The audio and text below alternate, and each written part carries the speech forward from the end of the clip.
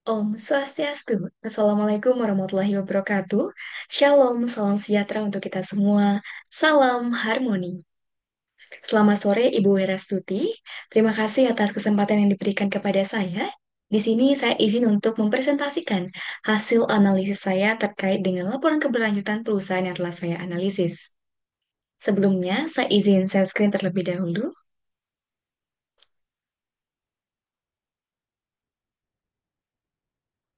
Baik, sebelum ke presentasi, izinkan saya membawakan sedikit pantun untuk membuka presentasi pada kali ini.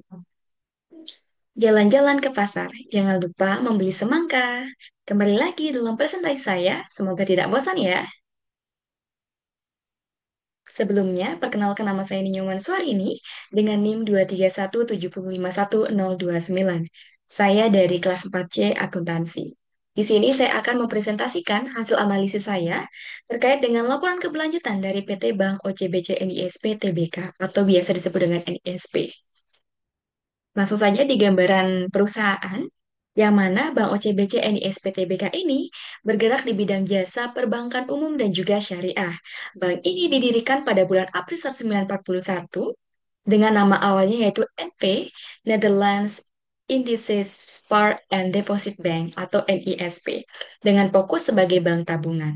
Kemudian pada tahun 1967, statusnya ditingkatkan menjadi bank umum, kemudian mendapat lisensi sebagai bank devisa pada tahun 1990. NISP melakukan IPO pada tahun 1994. Pada tahun 1997 mendirikan Bank OCBC NISP sebagai mitra lokal OCBC Bank Singapura yang secara bertahap menjadi pemegang saham utama NISP sejak tahun 2025. Adapun tiga aspek yang akan saya presentasikan, yaitu yang pertama terkait dengan aspek ekonomi, aspek lingkungan, dan juga aspek sosial. Jadi langsung saja kita ke aspek yang pertama, yaitu terkait dengan aspek ekonomi. Yang mana aspek ekonomi ini meliputi pengungkapan terkait dengan dampak suatu ekonomi suatu organisasi terhadap pemangku kepentingan dan juga sistem ekonomi secara lokal, nasional, dan juga global. Ini termasuk kinerja ekonomi, keberadaan pasar, dampak ekonomi tidak langsung, dan juga praktik pengadaan. Yang mana dalam laporan keberlanjutan Bank OCBC sendiri di JRI 201 terkait dengan kinerja ekonomi 2016, di JRI 202 terkait dengan keberadaan pasar 2016, perusahaan tidak menginformasikan karena tidak ada di laporan keberlanjutan pada periode 2023. Sehingga dapat disimpulkan bahwasannya JRI 201 dan JRI 202 bisa dikategorikan not relevan. Langsung saja kita ke JRI yang selanjutnya, yaitu di JRI 203-1 terkait dengan investasi infrastruktur dan juga dukungan layanan. Yang mana OCBC Society merupakan program pengembangan dan juga pemberdayaan masyarakat yang ditujukan untuk meningkatkan kualitas hidup masyarakat, di antaranya melalui pembangunan dan juga pemeliharaan infrastruktur dan lingkungan, pemberdayaan sumber daya manusia, serta pengembangan ekonomi produktif atau pemanfaatan teknologi tepat guna. Program ini sejalan dengan indikator GRI 203-1, dikarenakan mencerminkan investasi sosial yang memberikan manfaat langsung bagi masyarakat tanpa berorientasi pada keuntungan komersial, dengan dampak jangka panjang terhadap peningkatan kesejahteraan kapasitas lokal dan juga keberlanjutan pembangunan komunitas. Jadi di GRI 203.1 terkait dengan investasi infrastruktur dan juga dukungan layanan bisa dikategorikan fully applied karena NISP sudah berkomitmen dan juga sudah melaporkannya dalam laporan keberlanjutan perusahaan pada tahun 2023.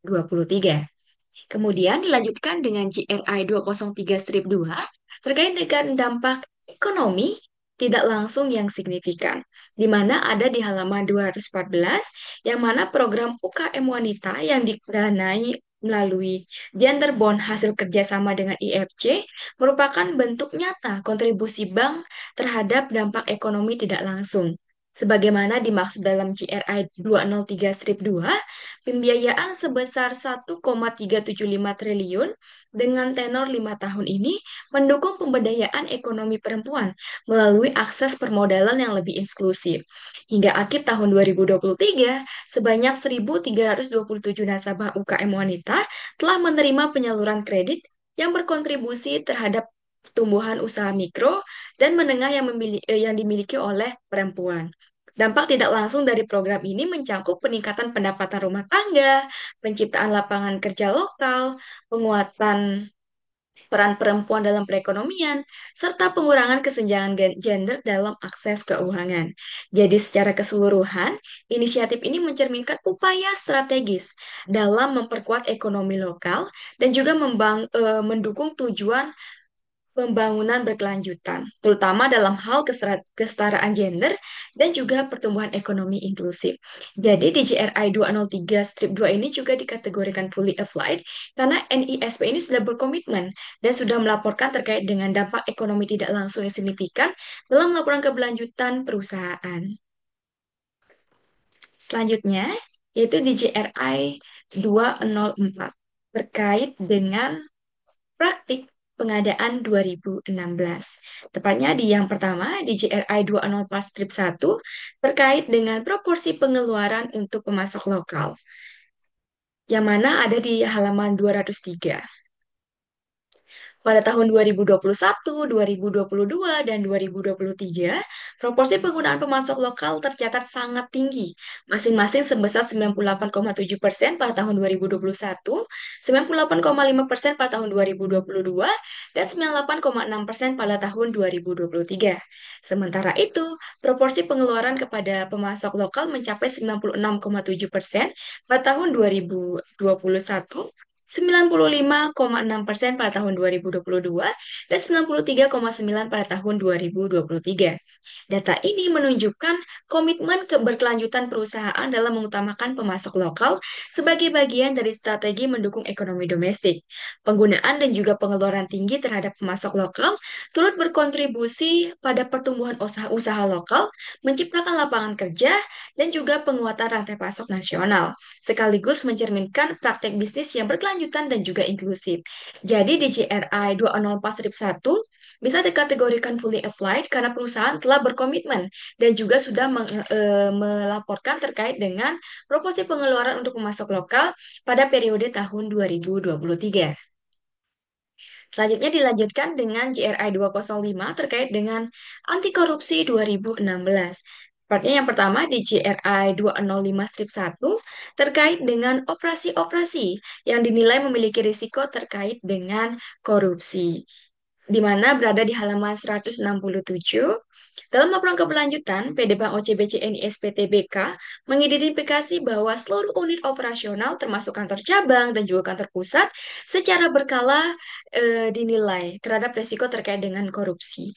Fokus penilaian umumnya mencakup unit-unit yang berinteraksi langsung dengan proses pengambilan keputusan keuangan, seperti layanan nasabah, kemudian juga pengadaan barang dan jasa, serta fungsi kepatuhan dan audit internal.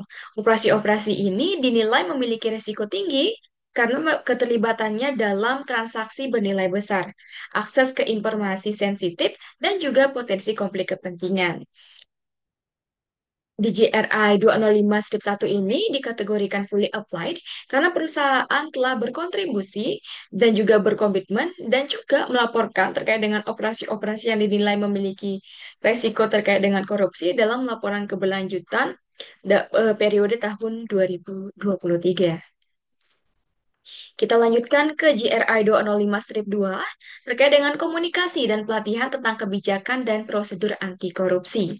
PT Bank OCBC NISP Tbk secara aktif mengkomunikasikan dan memberikan pelatihan terkait dengan kebijakan anti korupsi kepada seluruh karyawan dan juga mitra bisnisnya.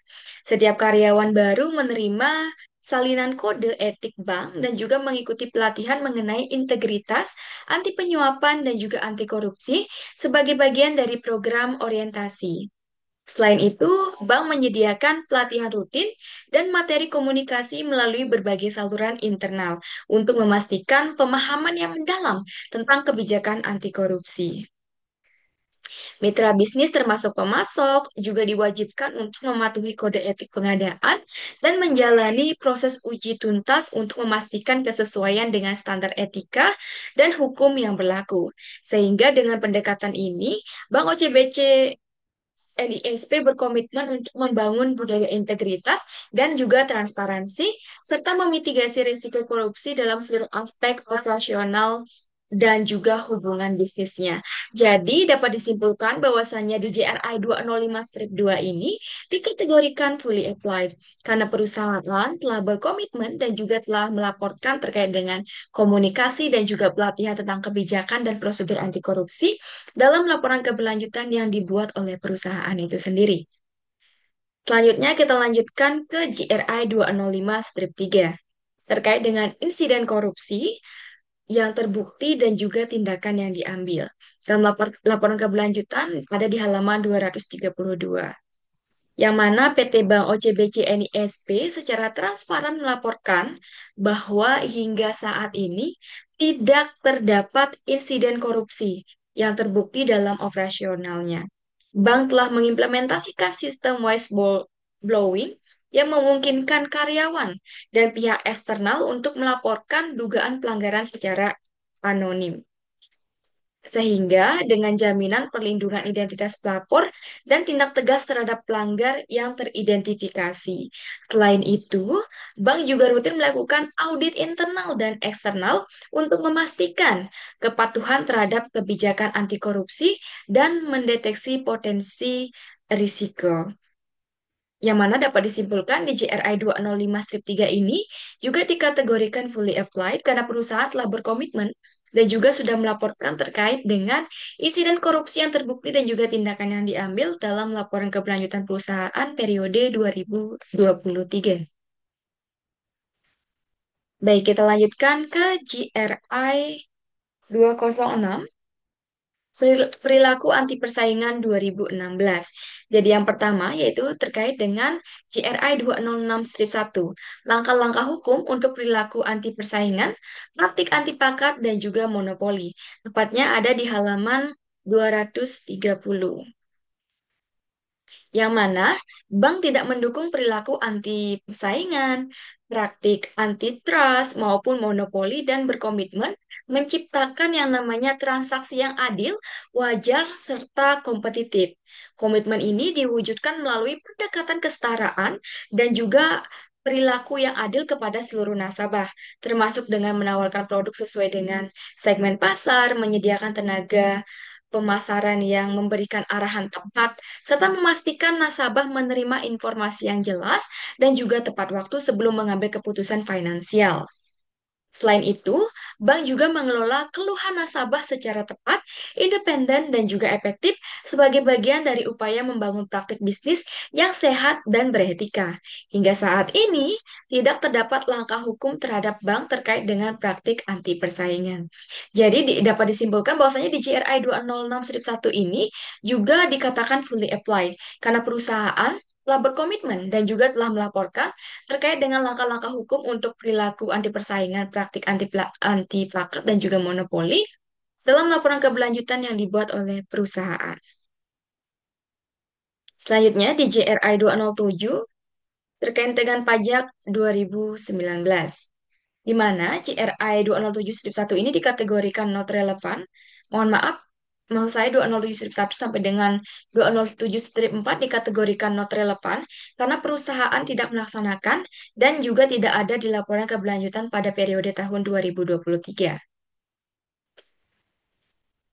Mungkin sekian terkait dengan aspek ekonomi perusahaan.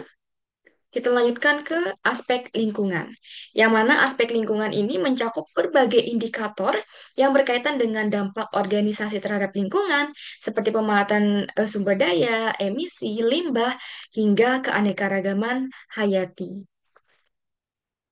Langsung saja ke yang pertama, yaitu tepatnya di CRI 301.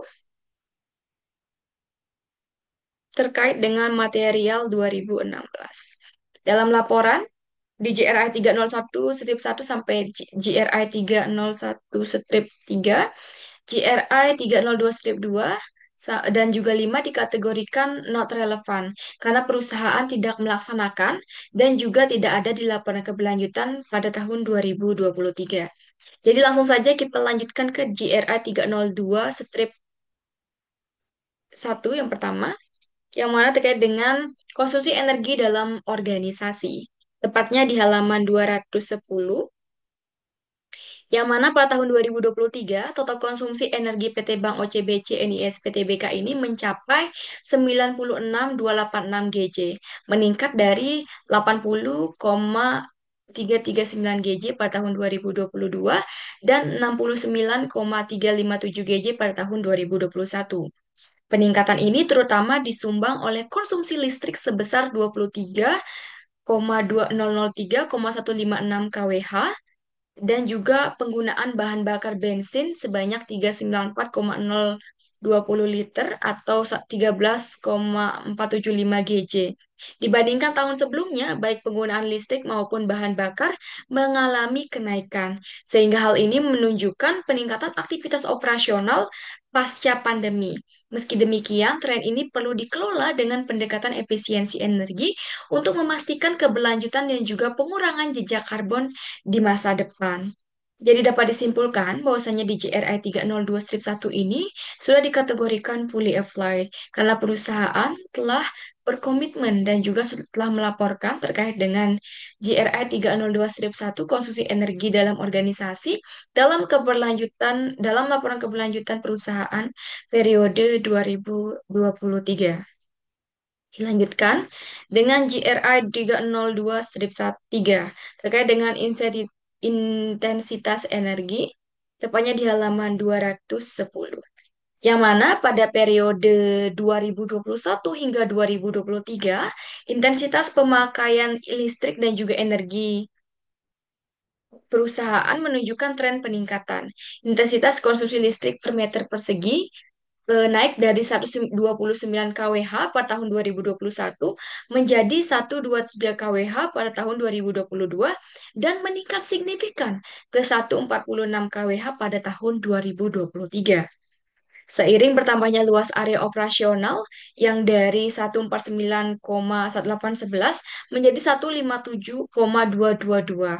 Sementara itu, intensitas energi terhadap pendapatan juga naik dari 7 GJ per miliar pada tahun 2021 menjadi 9 GJ per miliar pada tahun 2023.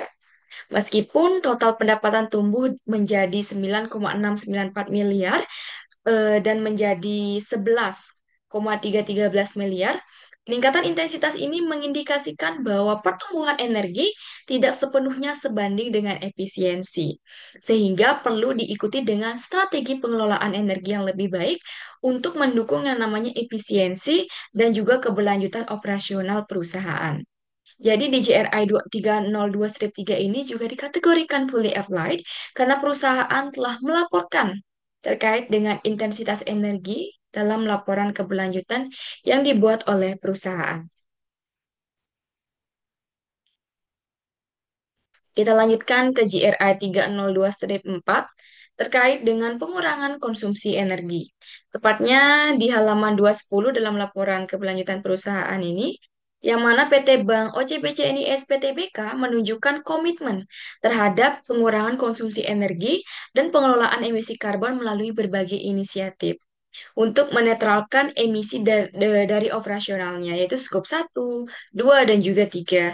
Bank membeli Renewable Energy Certificate atau REC dari PLN dan juga karbon kredit sebesar 2.000 dari Bursa Karbon Indonesia. REC ini digunakan untuk menutupi emisi listrik skop 2, sementara karbon kredit mengkompensasi konsumsi diesel skop 1 dan perjalanan bisnis skop 3. Langkah-langkah ini mencerminkan pendekatan kompensasi terhadap emisi dan bukan semata-mata pengurangan konsumsi energi langsung.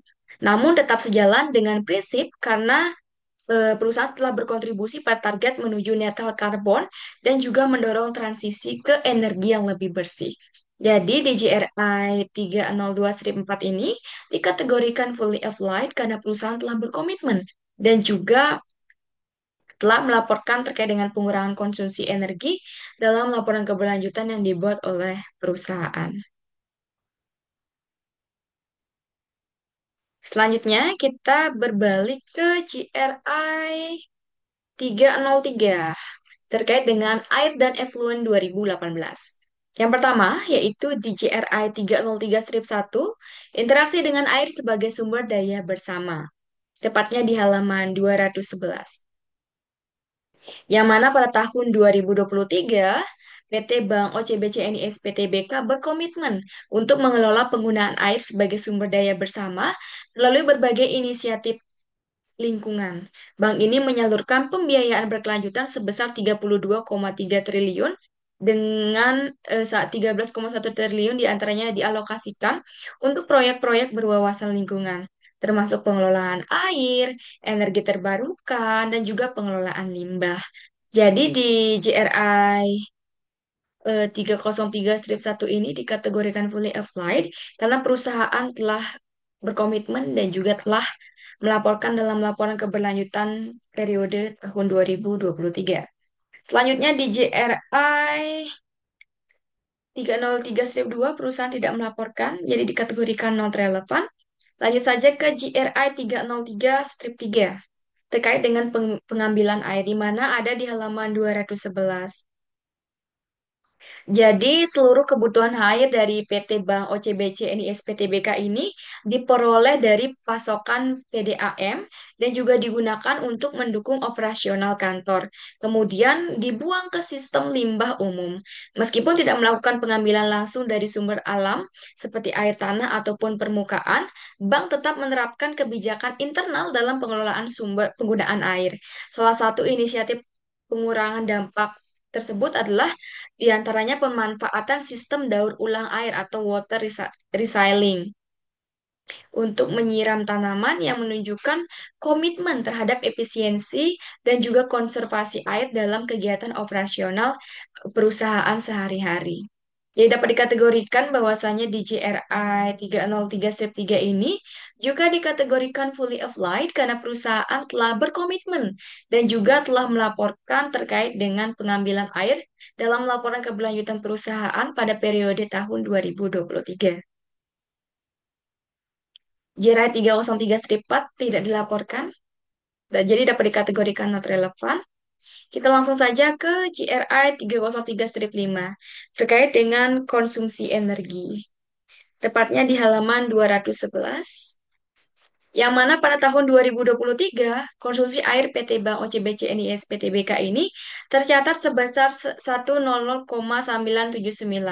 Seluruhnya berasal dari PDAM tanpa lagi menggunakan air tanah atau sumur bor yang telah dihentikan penggunaannya.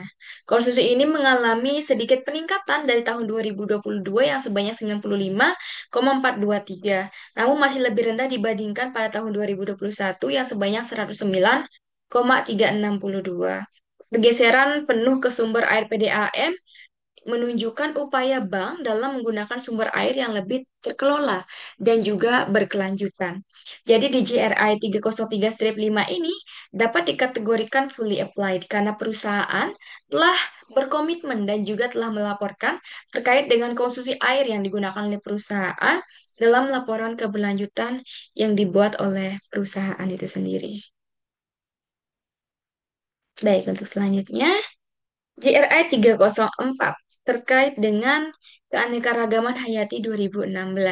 GRI 304-1 sampai dengan GRI 304-4, perusahaan tidak melaporkan karena tidak ada di laporan keberlanjutan pada periode tahun 2023.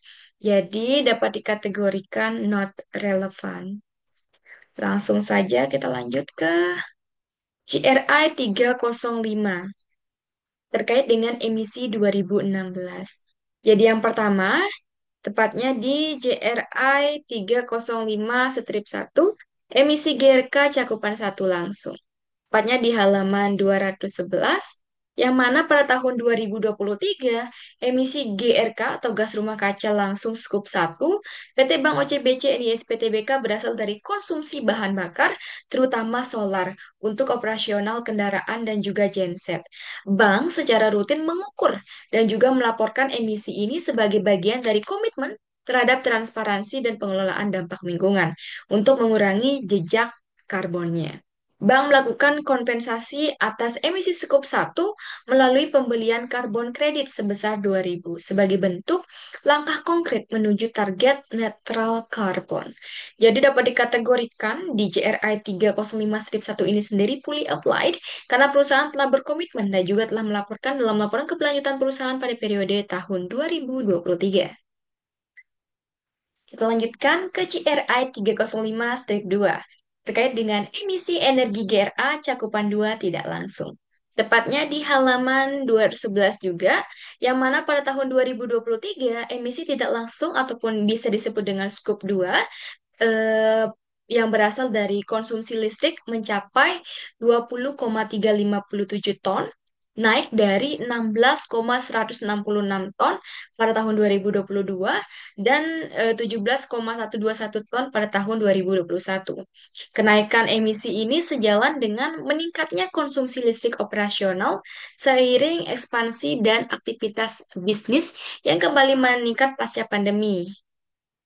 Sehingga untuk mengurangi dampak lingkungan dan juga emisi tersebut, bank melakukan pembelian Renewable Energy Certificate atau REC dari PLN, di mana REC ini digunakan untuk mengimbangi emisi dari listrik yang digunakan di kantor-kantor operasional, memastikan bahwa konsumsi energi dialihkan ke sumber energi terbarukan. Langkah ini mencerminkan upaya strategis dalam mendukung transisi energi bersih serta komitmennya terhadap target netral karbon. Penggunaan REC ini juga memberikan nilai tambah dalam pelaporan keberlanjutan dan juga memperkuat posisi bank dalam aspek environmental, social, dan juga government. Jadi dapat disimpulkan bahwasanya di JRI 305-2 ini juga dikategorikan fully applied karena perusahaan telah berkomitmen untuk melaporkan dalam laporan keberlanjutan periode tahun 2023.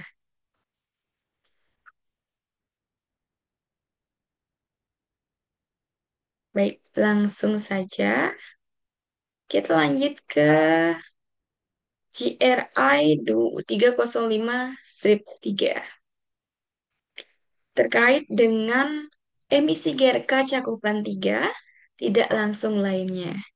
Sama tepatnya di halaman 211, yang mana pada tahun 2023 emisi GRK tidak langsung lainnya ataupun skop 3 ini berasal dari perjalanan bisnis karyawan tercatat sebesar 461 ton, meningkat hampir 2 kali lipat dibandingkan tahun 2022 yang hanya sebesar 234 ton. Peningkatan ini mencerminkan naiknya intensitas aktivitas operasional dan juga mobilitas karyawan seiring pulihnya kegiatan bisnis pasca pandemi. Sehingga untuk mengelola dampak ini, perusahaan melakukan kompensasi emisi skop 3 melalui pembelian karbon kredit sebesar 2.000 dari Bursa Karbon Indonesia yang juga mencakup emisi dari skop 1 dan juga skop 2 yang belum tertutupi oleh REC. Jadi di GRI 205-3 ini juga dikategorikan fully applied karena perusahaan telah berkomitmen dan juga telah melaporkan dalam laporan keberlanjutan perusahaan pada tahun 2023. Lanjut saja kita ke GRI 305-4 terkait dengan intensitas emisi GRK, yang mana selama tahun 2023 perusahaan mencatat intensitas emisi GRK tetap stabil sebesar 2 ton per juta pendapatan selama periode 2021 hingga 2023. Meskipun konsumsi energi dan juga emisi absolut mengalami fluktuasi dari tahun ke tahun, keberhasilan menjaga intensitas emisi tetap stabil menunjukkan adanya efisiensi operasional serta keberhasilan inisiatif daripada dekarbonisasi seperti penggunaan renewable energy certificate dan juga pembelian karbon kredit yang sudah tadi dijelaskan. Jadi di JRI ini juga dikategorikan fully applied karena perusahaan telah melaporkan dalam laporan keberlanjutan periode tahun 2023. Lanjut saja kita ke GRI 305 Strip 5 terkait dengan pengurangan emisi GRK, tepatnya di halaman 208 sampai 210. Yang mana PT Bank OCBC NIS PTBK ini menunjukkan komitmen terhadap pengurangan emisi gas rumah kaca melalui berbagai langkah konkret. Yang mana pada tahun 2023, bank menetralkan emisi skop 1, skop 2, dan juga skop 3 dengan membeli karbon kredit sebesar 2.000 serta Renewable Energy Certificate dari PLN untuk mengimbangi emisi dan juga dari listrik. Bank juga mendorong kesadaran daripada lingkungan melalui kampanye internal Eva Ramli atau Environment, Advocate, dan Ramah Lingkungan yang mengajak karyawan menerapkan gaya hidup ramah lingkungan. Di sisi infrastruktur, bank meningkatkan sertifikat Green Building gedung ataupun OCBC Space yang menjadi Agents Advance atau Zero Carbon 3D dengan pencapaian efisiensi 28% energi, 61% air, dan juga 25% material. Jadi di JRI ini juga dikategorikan fully offline karena perusahaan telah berkomitmen dan juga telah melaporkan dalam laporan keberlanjutan perusahaan periode tahun 2023. Mungkin itu saja yang dapat dipaparkan terkait dengan GRI 300 terkait dengan lingkungan, karena dari GRI 305-6 sampai dengan 308-2 tidak dicantumkan dalam laporan. Baik, yang selanjutnya, yang terakhir yaitu aspek sosial, yang mana dalam aspek sosial ini meliputi dampak organisasi terhadap masyarakat, termasuk praktik ketenaga kerjaan, hak asasi manusia, dan juga tanggung jawab sosial. Langsung saja kita ke GRI yang pertama, yaitu terkait dengan kepegawaian 2016. Langsung saja JRI 401-1 terkait dengan perekrutan karyawan baru dan juga pergantian karyawan. Tepatnya di halaman 219 sampai dengan 223. Berdasarkan analisis yang telah saya lakukan, data menunjukkan bahwa terjadi penurunan perekrutan karyawan baru dari yang 1.328 orang pada tahun 2022 menjadi 1.172 orang pada tahun 2003. Meskipun masih lebih tinggi dibandingkan tahun 2021, perekrutan paling tinggi secara konsisten terjadi pada kelompok usia 26 hingga 35 tahun.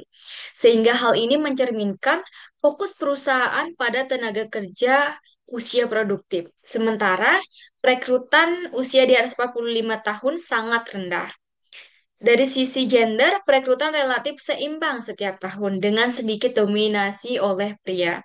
Sementara itu, angka turnover juga menurun signifikan dari yang 1.286 orang pada tahun 2021, mohon maaf 2022, menjadi 838 orang pada tahun 2023.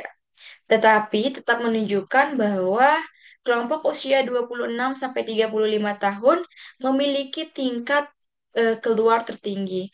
Hal ini menandakan adanya tantangan dalam retensi karyawan muda. Komposisi turnover berdasarkan jenis kelamin juga seimbang.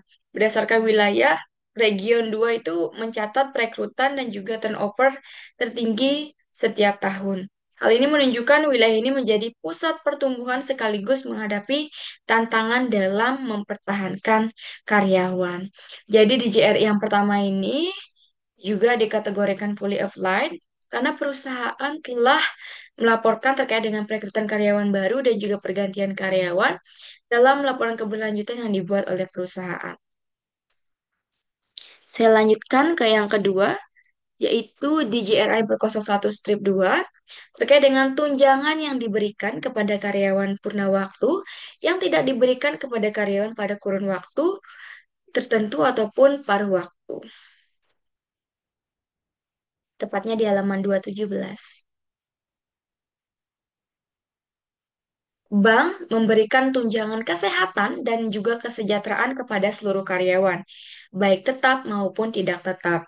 Namun, terdapat perbedaan manfaat yang mencerminkan penerapan JRI 401-2, yaitu bahwa karyawan tetap mendapatkan manfaat tambahan yang tidak diberikan kepada karyawan kontrak ataupun paruh waktu, khususnya dalam bentuk tunjangan kesehatan untuk keluarga inti. Selain itu, baik karyawan tetap maupun tidak tetap telah diikutsertakan dalam program Jaminan Sosial Nasional melalui BPJS Kesehatan dan juga BPJS Ketenagakerjaan yang menunjukkan komitmen inklusif terhadap perlindungan dasar bagi seluruh tenaga kerja dalam perusahaan. Jadi di JRI 01-2 ini juga dikategorikan fully applied karena perusahaan telah berkomitmen dan juga telah melaporkan terkait dengan tunjangan-tunjangan yang diberikan dalam laporan keberlanjutan perusahaan. Saya lanjutkan ke GRI 401-3 terkait dengan cuti melahirkan.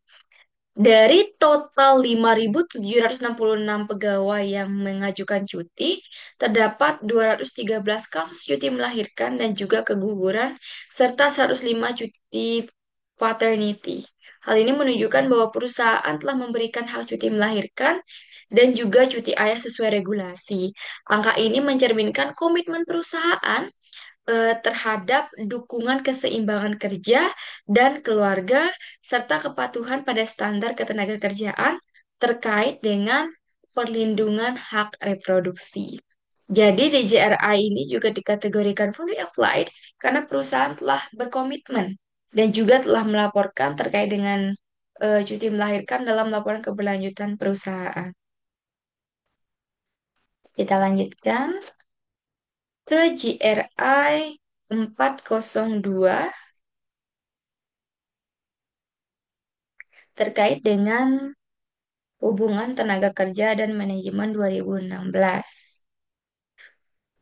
Yang mana di yang pertama itu terkait dengan periode pemberitahuan minimum terkait dengan perubahan operasional, yang mana dikategorikan not relevan karena perusahaan tidak melaporkan dalam laporan keberlanjutan selama periode tahun 2023.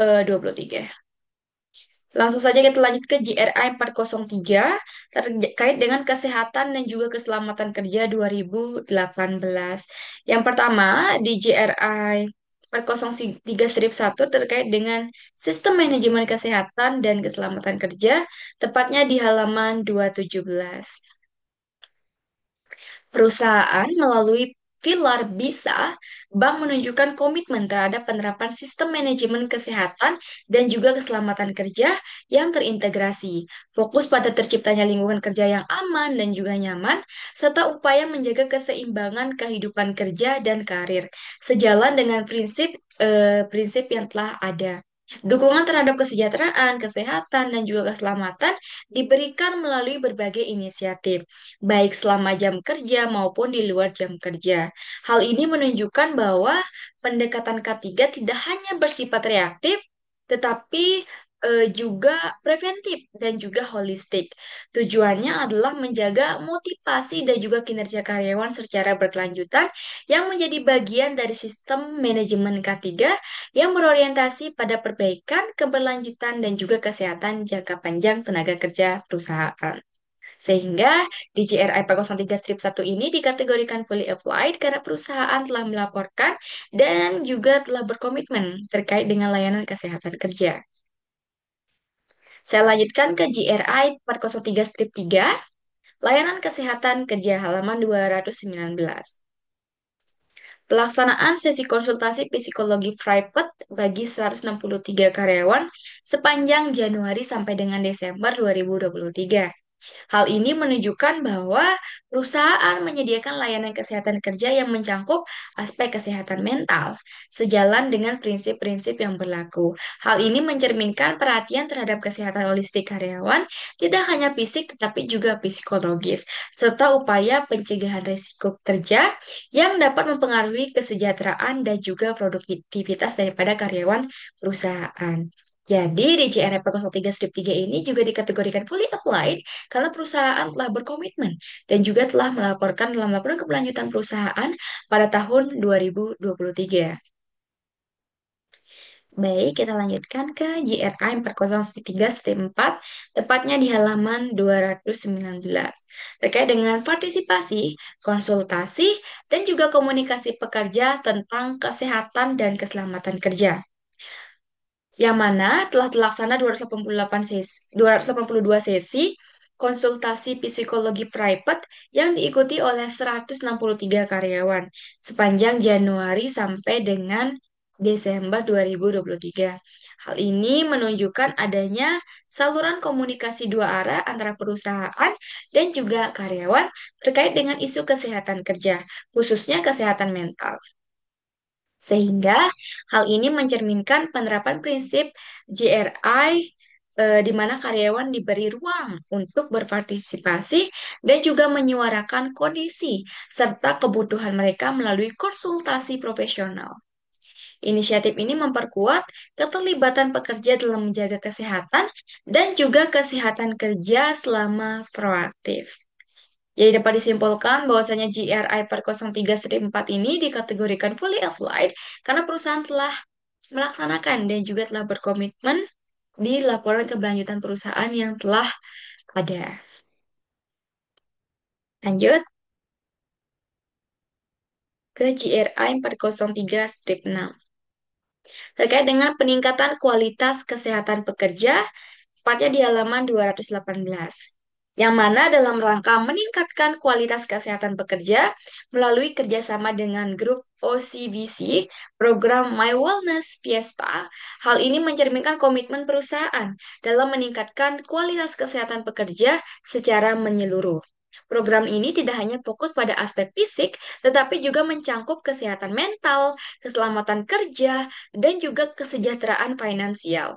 Dengan pendekatan menarik melalui gamifikasi dan juga sesi interaktif, karyawan dapat mengakses topik-topik relevan seperti keseimbangan kerja dan juga keluarga, manajemen stres keuangan, serta aktivitas fisik seperti Zumba, bahkan bersama keluarga.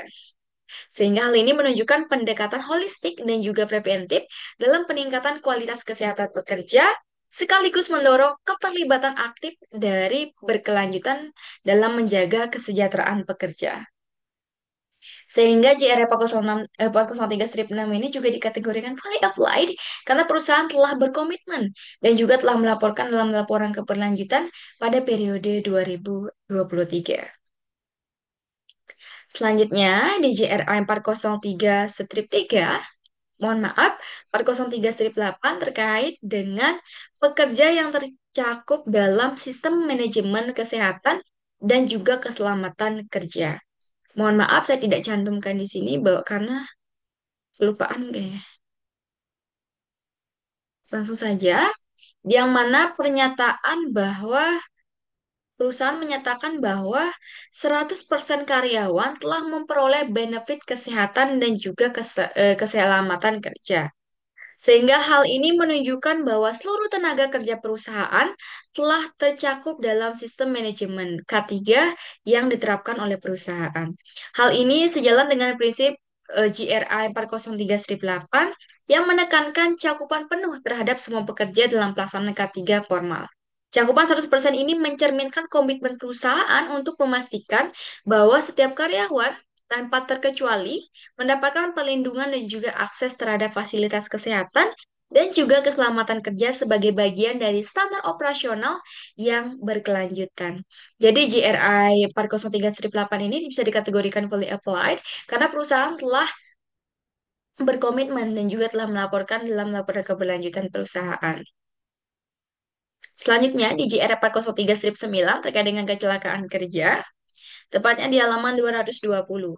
yang mana data tahun 2023 menunjukkan tidak terdapat kecelakaan kerja.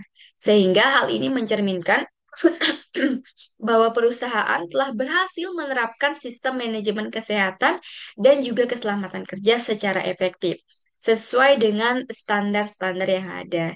Ketiadaan insiden yang tercatat menandakan bahwasannya lingkungan kerja itu sudah aman, serta keberhasilan dalam upaya pencegahan resiko kecelakaan dan juga penyakit akibat kerja yang merupakan indikator positif terhadap kinerja K3 perusahaan. Jadi di JRI 403-9 ini juga dikategorikan fully applied karena perusahaan telah berkomitmen dan juga telah melaporkan dalam laporan keberlanjutan perusahaan periode tahun 2023. Selanjutnya, di JRI 403-10 penyakit akibat kerja. Tepatnya di halaman 220.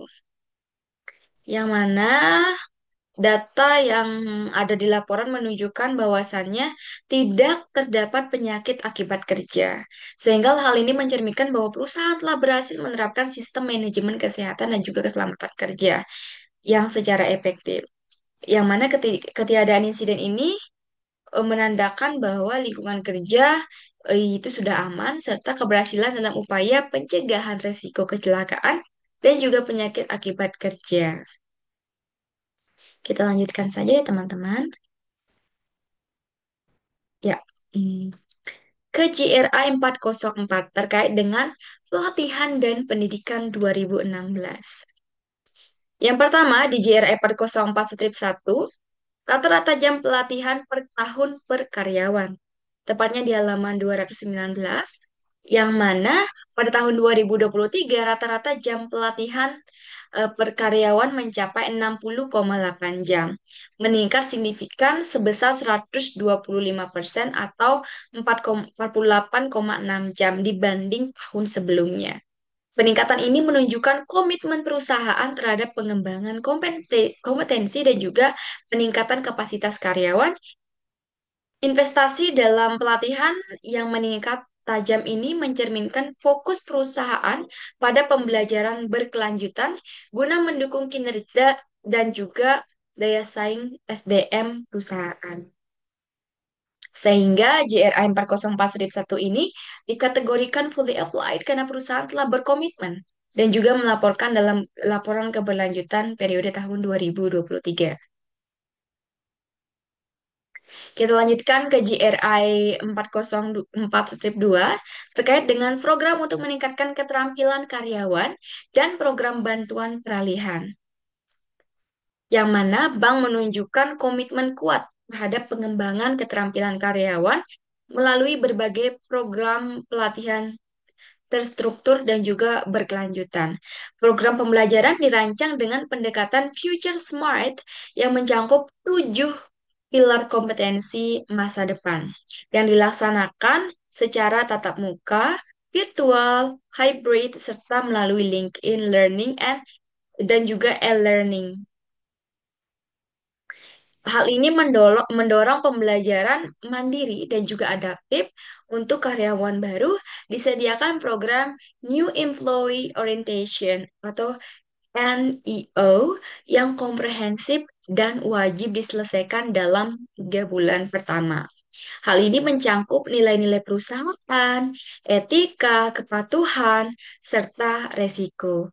Bank juga menyelenggarakan pelatihan lanjutan berupa sertifikasi profesional wajib sesuai dengan regulasi OJK dan juga BI seperti manajemen resiko, treasury dealer, dan AAJI. Selain itu, terdapat program pembekalan prepensiun atau prapensiun bagi karyawan yang akan memasuki masa pensiun dalam 3 tahun ke depan yang mencakup pelatihan finansial, kesehatan, dan juga kewirausahaan untuk membantu transisi ke masa pensiun secara mental dan juga praktis. Sehingga program-program ini mencakup strategi menyeluruh bank dalam mendukung pengembangan karir dan juga transisi profesional karyawan di setiap tahap. Sehingga di JRI 404-2 ini juga dikategorikan fully applied karena perusahaan telah berkomitmen dan juga telah melaporkan terkait dengan program-program untuk meningkatkan keterampilan karyawan dan juga program bantuan peralihan di laporan keberlanjutan yang dibuat oleh perusahaan. Kita lanjutkan ke GRI 404-3 terkait dengan persentase karyawan yang menerima tinjauan rutin terhadap kinerja dan juga pengembangan karir. Yang mana pada tahun 2023, seluruh karyawan ataupun bisa dikategorikan 100% karyawan telah menerima penilaian kinerja secara rutin. Selain itu, sebanyak 88% karyawan memperoleh rating kinerja baik, sehingga hal ini mencerminkan efektivitas sistem evaluasi dan juga upaya pengembangan karir yang dijalankan perusahaan. Penilaian yang menyeluruh ini mendukung perencanaan karir, identifikasi kebutuhan pelatihan, serta pengakuan atas kontribusi karyawan secara objektif dan juga terstruktur. Jadi, di GRI ini juga dikategorikan fully applied karena perusahaan telah berkomitmen dan juga telah melaporkan dalam laporan keberlanjutan perusahaan periode 2023. Kita lanjutkan ya. Di GRI 405 terkait dengan keanekaragaman dan juga peluang serta setara 2016. Yang pertama, GRI 405-1 halaman 219 terkait dengan keanekaragaman badan tata kelola dan juga karyawan. Perusahaan menunjukkan komitmen terhadap prinsip keanekaragaman dan juga inklusi yang tercermin dalam komposisi karyawan lintas usia dan gender, termasuk representasi perempuan dan juga kelompok usia produktif di berbagai tingkatan jabatan. Dalam praktiknya, keberagaman ini penting untuk menciptakan lingkungan kerja yang adil dan juga kolaboratif, serta memperkaya pengambilan keputusan di level tata kelola. Selanjutnya, di GRI 405-2 terkait dengan rasio gaji pokok dan juga remunerasi perempuan dibandingkan laki-laki. Bank menerapkan rasio gaji yang setara antara laki-laki dan juga perempuan, yang menunjukkan kepatuhan terhadap prinsip kesetaraan upah untuk pekerjaan yang setara. Kebijakan ini mencerminkan komitmen perusahaan terhadap keadilan gender dalam kompensasi, serta kesesuaian dengan peraturan ketenagakerjaan yang berlaku. Kesetaraan remunerasi ini menjadi indikator penting dalam mendukung lingkungan kerja yang adil, inklusif, dan juga berbasis kinerja. Jadi dapat disimpulkan bahwasannya di GRI 405-2 ini juga dikategorikan fully applied karena perusahaan telah berkomitmen dan juga telah melaporkan dalam laporan keberlanjutan. Jadi lanjut saja ke GRI 406 terkait dengan non-diskriminasi 2016. Yang pertama, di GRI 406-1 terkait dengan insiden diskriminasi dan juga tindakan perbaikan yang dilakukan, tepatnya di halaman 221. Bank menunjukkan komitmen terhadap pencegahan diskriminasi melalui penerapan kebijakan keberagaman dan juga kesempatan kerja yang setara bagi pria dan juga wanita. Berdasarkan kompetensi dari kapabilitas, proses rekrutmen dilakukan secara terbuka dan juga transparan, baik internal maupun eksternal, untuk memastikan kesetaraan akses daripada perusahaan. Selain itu, bank menyediakan saluran formal bagi karyawan untuk menyampaikan komentar atau keluhan-keluhan konstruktif terkait dengan keberagaman dan juga inklusi sebagai bentuk mekanisme pengawasan dan juga penanganan potensi diskriminasi. Meskipun tidak disebutkan adanya insiden diskriminasi, keberadaan sistem ini menunjukkan pendekatan proaktif perusahaan dalam mencegah dan menangani diskriminasi di tempat kerja. Jadi di GRI 406-1 ini dapat dikategorikan fully applied karena perusahaan telah eh, melakukan dan juga melaporkan dalam laporan keberlanjutan perusahaan. Oke, lanjut saja ke GRI 408-1. Karena JRE 407-1 itu non relevan karena tidak ada dalam laporan keberlanjutan. Kita lanjut saja ke JRA 408 terkait dengan pekerjaan anak 2016, tepatnya di JRA 408-1 halaman 221 terkait dengan operasi dan pemasok yang berisiko signifikan terhadap insiden pekerjaan anak. Seperti yang kita ketahui tadi, bahwasannya bank menyatakan tidak mempekerjakan tenaga kerja anak serta menjalankan seluruh pengelolaan karyawan sesuai dengan peraturan dan juga perundang-undangan yang berlaku. Hal ini mencerminkan komitmen untuk mencegah praktik pekerja anak dalam seluruh operasi bisnisnya, meskipun tidak disebutkan secara eksplisit mengenai pemasok, penerapan kebijakan ketenaga kerjaan yang ketat oleh bank, juga menunjukkan bahwa resiko signifikan terkait pekerja anak dalam organisasi langsung sangat rendah dan atau tidak ada. Hal ini sejalan dengan standar ketenaga kerjaan nasional dan juga internasional. Jadi di JRI 408-1 ini juga bisa dikategorikan fully applied karena perusahaan telah berkomitmen dan juga telah melaporkan dalam laporan keberlanjutan perusahaan tahun 2023. Lanjut saja ke GRI 09 terkait dengan kerja paksa atau wajib kerja 2016. Tepatnya di halaman 221. Kita bahas saja nomor satu ya. Itu tepatnya di JNE 409-1 terkait dengan operasi dan pemasok yang berisiko signifikan terhadap insiden kerja paksa atau wajib kerja. Bank menyatakan tidak mempekerjakan tenaga kerja anak, serta menjalankan seluruh pengelolaan karyawan sesuai dengan peraturan dan perundang-undangan yang berlaku. Hal ini mencerminkan komitmen untuk mencegah praktik pekerja anak dalam seluruh operasi bisnis perusahaan.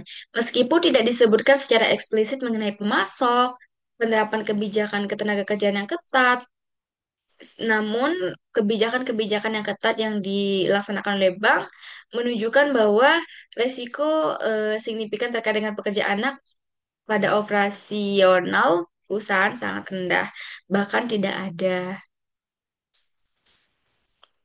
Jadi, di JRI ini juga dapat dikategorikan fully applied karena perusahaan telah menerapkan dan juga melaporkan terkait dengan operasional dan pemasok yang beresiko signifikan terhadap insiden kerja paksa atau wajib kerja dalam laporan keberlanjutan perusahaan. Kita lanjutkan. Oke. Dari GRI 410 sampai dengan 419 itu tidak dicantumkan dalam laporan keberlanjutan perusahaan. Jadi bisa dikategorikan not relevant. Kita lanjut saja.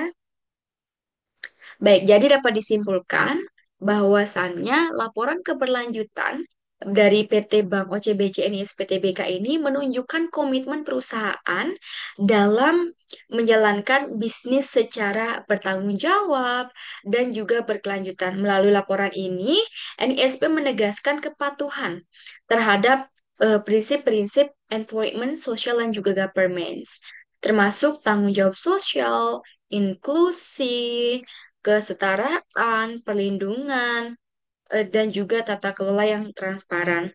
Laporan ini juga menjadi alat strategis untuk membangun kepercayaan dari pemangku kepentingan, memperkuat reputasi dari perusahaan, serta